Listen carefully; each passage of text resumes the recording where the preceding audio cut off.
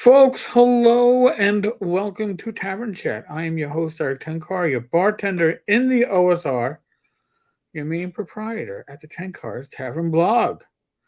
We have a Discord server. Tonight at 9 p.m., I will be on the Discord server doing our weekly hangout. So, one of the discussions that has come up on not just this YouTube channel, but on the Discord server has been talking about the recent unionization of Paizo's workforce, right? 30 some odd people have been unionized.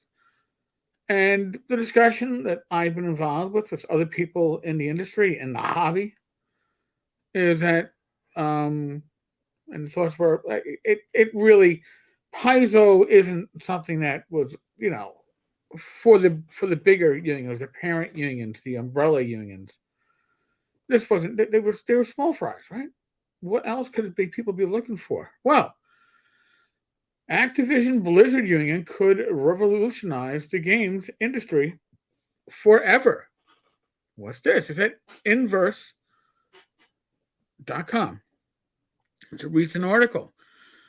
What happened? Activision Blizzard and King employees formed a workers' alliance called a Better ABK. Activision Blizzard King. King does those games on your cell phones. Back in July of 2021, interesting timing, right? Following an employee walkout. Then on October 30th, the alliance tweeted about unionizing. What a coincidence. All right. So, ABK Workers Alliance, Bobby Kotick, giving your visible stance to bettering ABK and the working conditions for the benefit of your employees. Are you prepared to voluntarily recognize a union formed by those workers so that they can hold you accountable to your commitments? Because apparently, Bobby, I guess, is the CEO of Activision Blizzard, and he was saying that he would take a pay cut. And I think actually you can see the blurb here and something about it being an empty public gesture. All right. Well, what's not an empty public gesture is the idea of unionizing. So now, I had a question that was irking me, and it was like, Communication Workers of America, that's a huge ass union. Why would they care about 30 Paizo workers in our hobby, right? But now, mind you, our hobby overlaps with, or our gaming industry of tabletop RPGs does overlap with computers and video games, right? So people work in both fields or move from one field to the other. So what could there be a connection? Well, look at this, CWA.union.org. This is a press release from the Communication Workers of America from September 14th. Employees of Activision Blizzard file unfair labor practice charge against the gaming company. In support of game developers at Activision Blizzard King, a cross-platform gaming company based in Santa Monica, the Communication Workers of America has formally filed ULP, unfair labor practice charges, against the company for worker intimidation and union busting. ABK workers staged a groundbreaking walkout over the summer to draw attention to the disturbing working conditions in the gaming industry at large, including, but not limited to, ableist, racist, and sexist cultural practices, workplace discrimination, and pay inequity. This is a lot of stuff that Paizo's workers were fighting about, right? Well, that and nobody would clean their workspace. Despite a risk of retaliation, Activision Blizzard King workers launched a Better ABK on July 23rd as a strategic organizing effort to unite developers behind a shared set of concerns. Employees used their social media platforms to organize with one another and share the demands to the world, including fans, fellow game developers, and consumers.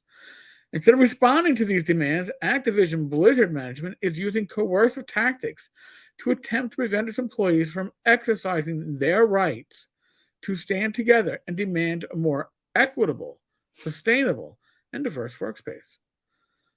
It is their right as workers to organize for a work environment free from abuse, discrimination, and sexual harassment. And this right is protected by federal labor law.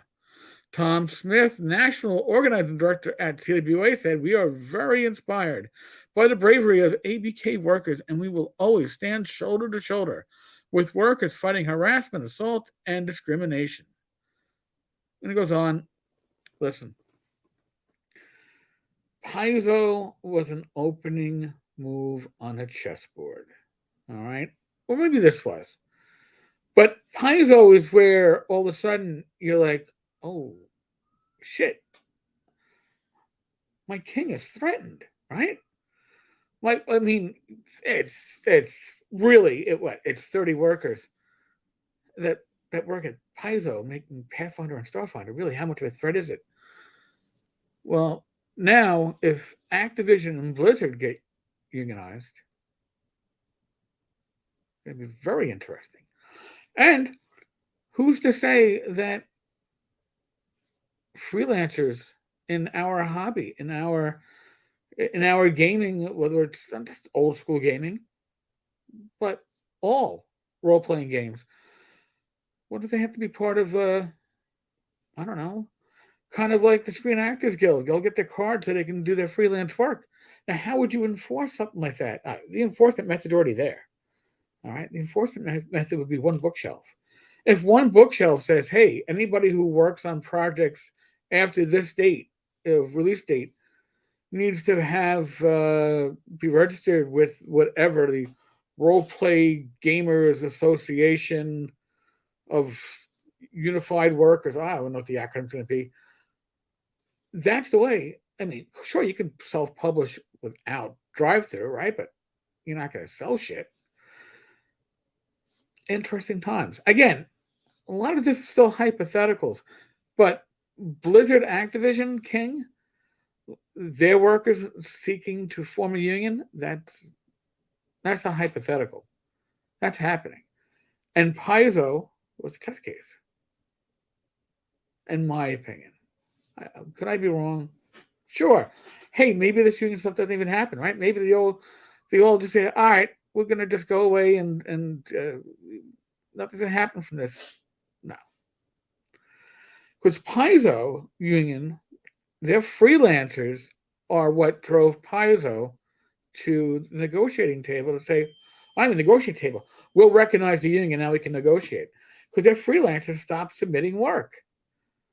But they're freelancers. Many of them were their full-time employees doing extra work to make their bills, right? What do you think's going to happen at Activision Blizzard? This was just my opinion. Paizo was the little petri dish to see how this would work out in real life, and now they know how it could work out in real life. And when you stop giving content to the publisher, you shut them down. And I suspect that's what we're going to see in these negotiations. All right, sorry.